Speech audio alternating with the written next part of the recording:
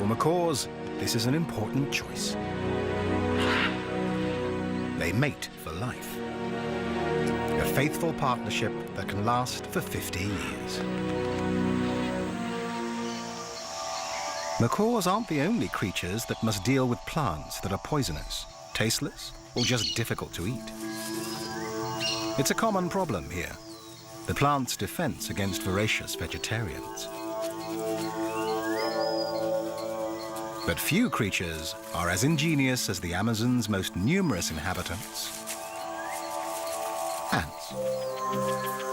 The leaf-cutter ants have been hard at work here for over 50 million years.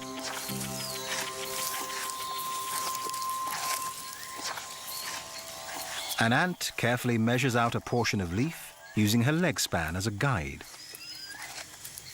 Then she removes the piece using jaws that vibrate 1,000 times a second.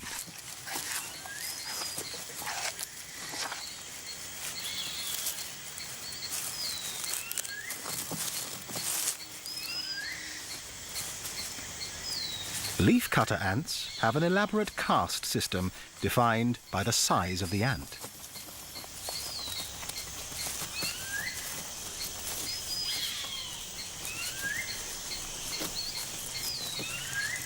The largest are the soldiers, who stand ready to defend the long lines of medium-sized foragers as they carry the leaf sections back to the nest. The foragers lift loads up to 20 times their own weight, the equivalent of a human carrying a small car. Smaller ants act as additional guardians for the workers, ever vigilant, even when they're hitching a ride.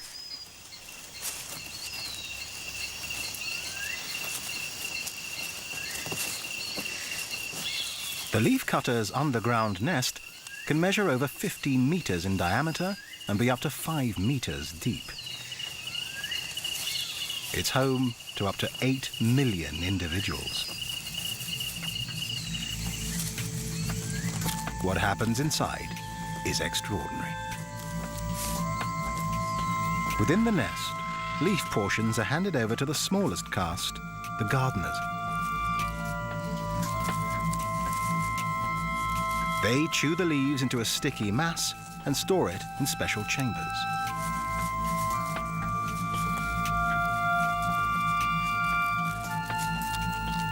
Another chamber houses the colony's most precious possession, an edible fungus. A gardener cuts off a piece of the fungus and carries it to the new stash. In no time, it will begin to grow on the leaves. It's this fungus, not the leaves, that feeds the ants. And they cultivate it as carefully as any human gardeners. It's an amazing adaptation, one that has taken millions of years to perfect.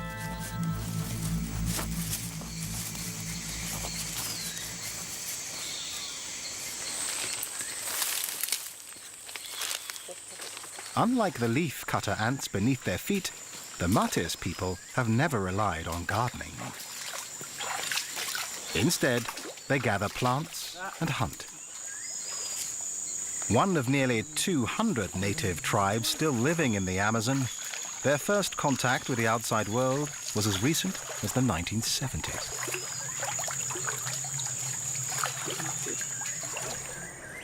Since then, an estimated third of their population have been wiped out by Western diseases. And the survivors now live in the protection of a national park.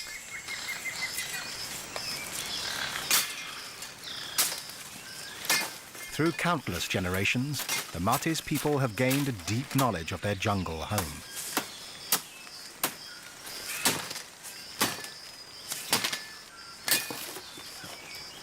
They understand how to make use of the poisonous plants around them. The bark of a liana is essential to their survival.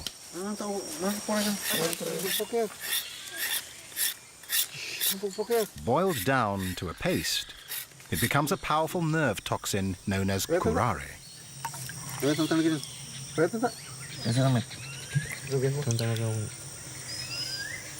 Curare can act in seconds, paralyzing chest muscles and suffocating victims to death. For the martis, it makes a perfect weapon for catching the fast and nimble monkeys whose meat they prize.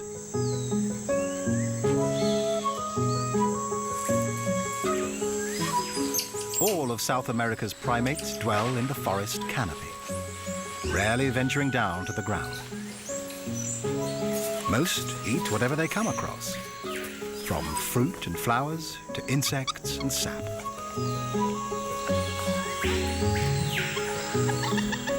In Brazil alone, there are over 100 different kinds of monkey, more than any other region in the world. And 9 new species have been discovered in the last decade.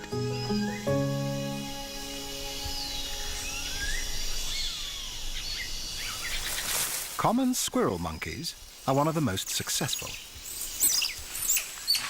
They're found throughout the Amazon.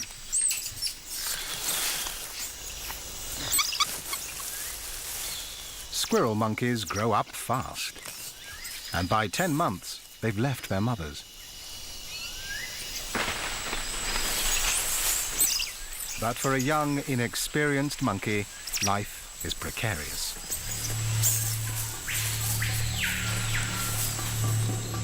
There is danger lurking in the forest.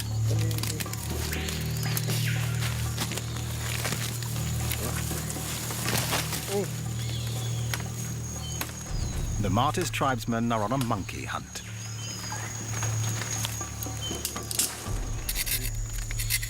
They've already prepared the tips of their arrows with curare.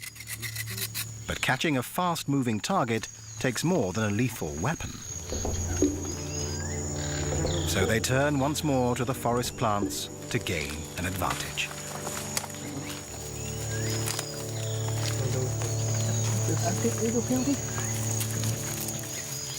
They concoct a solution, mixing ebony plant in a little water. They drip it into their eyes.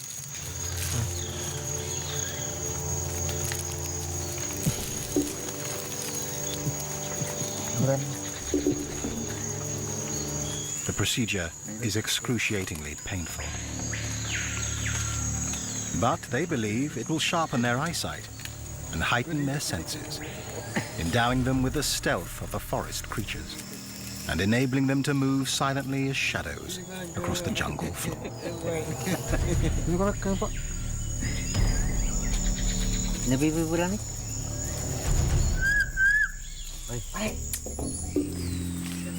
Armed and ready, they head into the forest.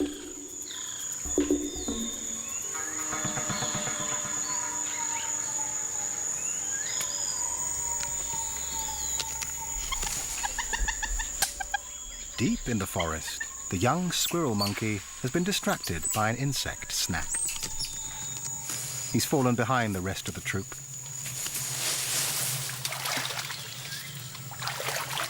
Below him, a predator stalks.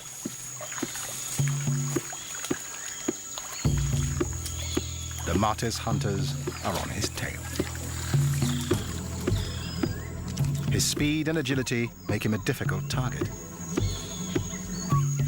But the hunters are armed with powerful weapons, poison-tipped arrows, plus their deep understanding of the forest. The animal calls, perfected by the Martis, confuse the young monkey.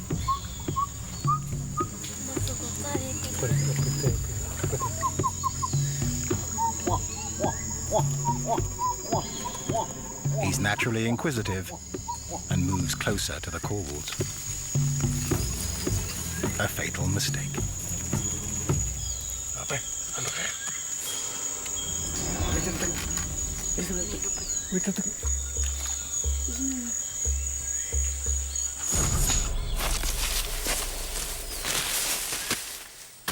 The poison brings paralysis within seconds. Life in the Amazon is tough, but the forest provides for all its inhabitants once they master its secrets. But most of the creatures they share the forest with have been here much longer. One of the weirdest has lived here for 3 million years. It lumbers through the undergrowth, a 1-meter-high plant eater, a close relative of the rhino and the horse, with a snout like an elephant's trunk. This is the tapir. It's well equipped for a life of browsing. At over 200 kilos, he's the Amazon's largest herbivore, with a nose finely tuned for sniffing out edible plants. Essential when many other forest plants tend to be tough, toxic, or low in calories. Spending hours wandering through this hostile environment in search of food is hard work for a heavy tapir. But it has to eat huge quantities to produce enough energy to survive.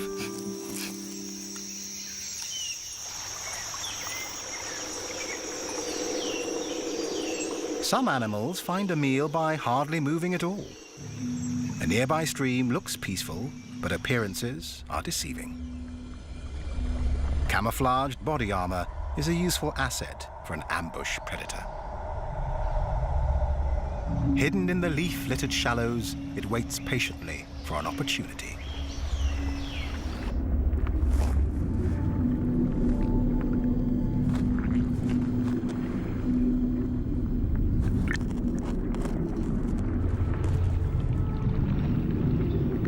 The mata-mata turtle. This bizarre creature has been polishing its deadly tactics for millennia. Its name, mata-mata, simply means kill.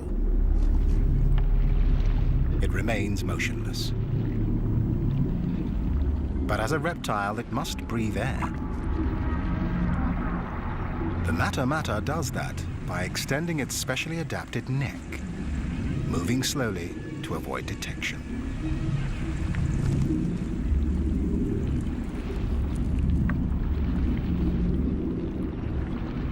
And using its snout as a snorkel.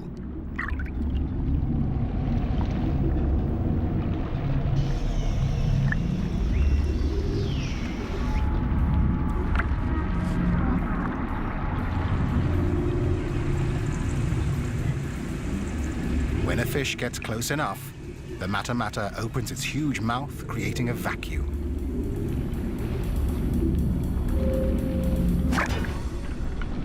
And sucks in its victim faster than the blink of a human eye.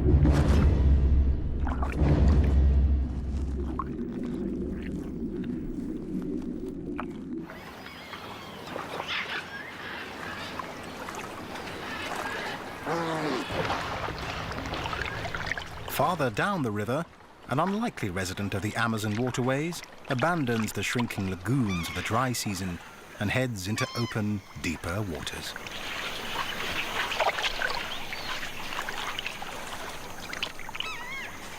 This is a male Amazon river dolphin.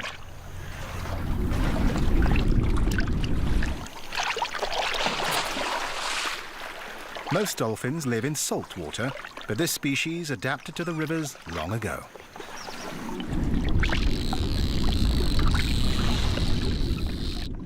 Now the entire basin is his playground.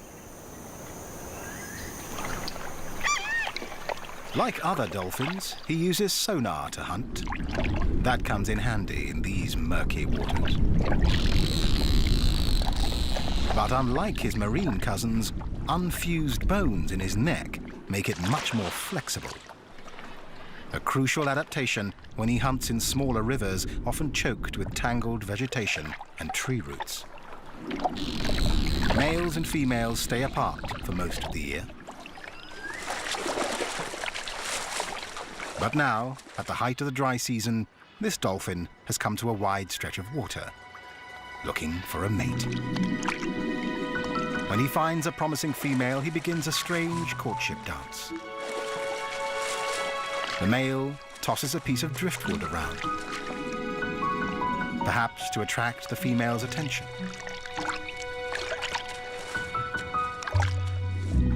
If she accepts him, the pair will mate.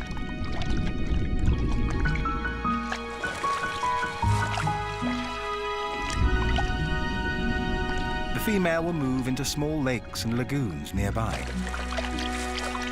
Quieter backwaters that will provide food and shelter as she awaits the arrival of her single calf.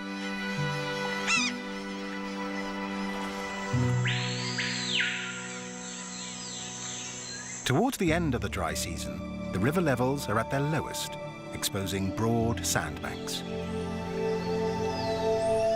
For one huge and ancient creature, this new and temporary landscape offers a brief opportunity essential to their future survival.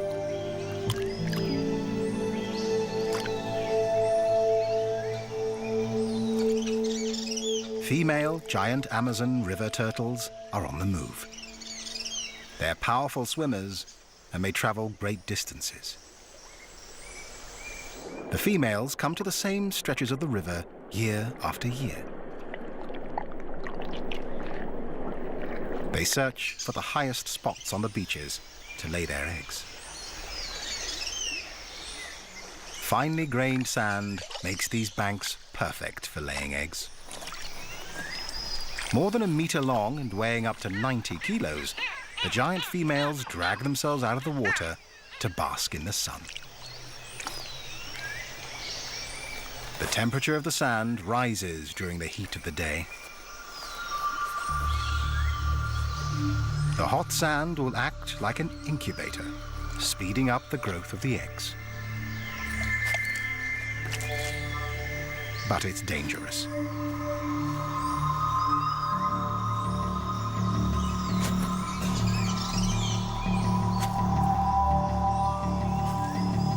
The Amazon's top predator is on the prowl. With one of the strongest bites of all big cats, a jaguar can easily puncture a turtle's shell. The females retreat to the safety of the water. The jaguar can wait, but the turtle's clock is ticking.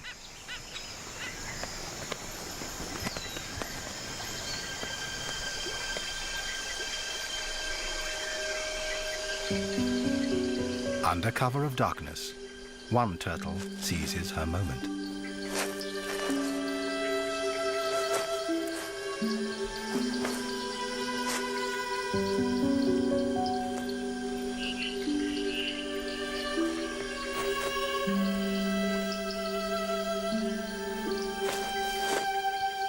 Once the hole is dug, she lays her eggs and covers them gently with sand.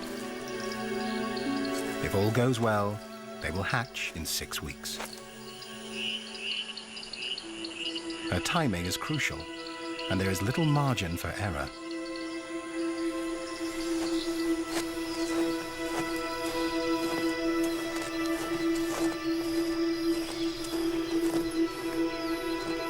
In a few weeks, the rains will return and the beaches will be washed away. The precious eggs must hatch before then.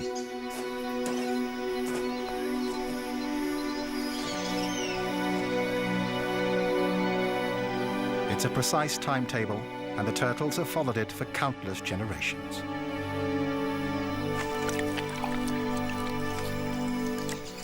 But the climate is changing here, as it is elsewhere around the globe. If weather patterns shift before the turtles have a chance to adapt, they could be doomed to extinction.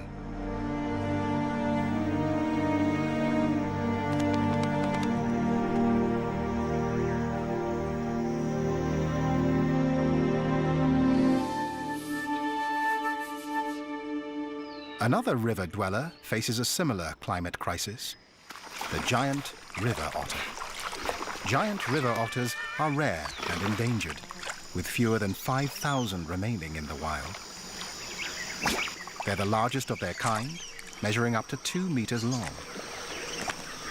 This family group has 10 members, headed up by Mum and Dad. They're highly social and constantly check in with each other using a variety of vocalizations. Their communication involves a complex system of sounds, scents, and postures. Locals call them the wolves of the river, and they are proficient predators. With their wing-like tails, webbed feet, and sleek fur, they're built for the water and have no problem catching enough to eat.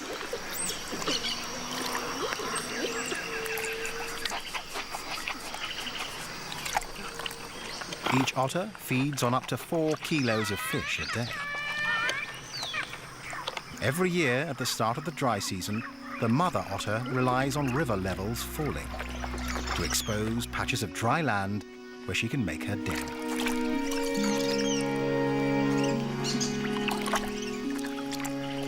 These quiet backwaters provide a perfect place for young otters to learn and play.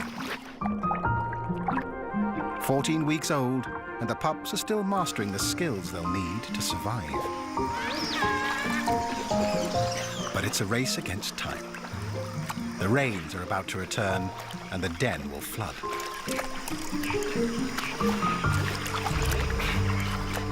If weather patterns change, it will challenge this finely tuned parenting plan.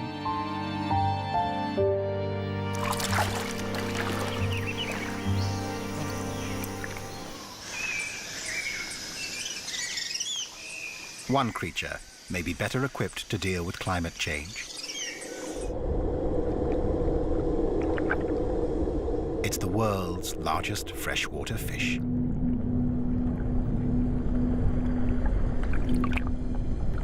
The pirarucu can grow to 3 meters in length and weigh more than 2 baby elephants.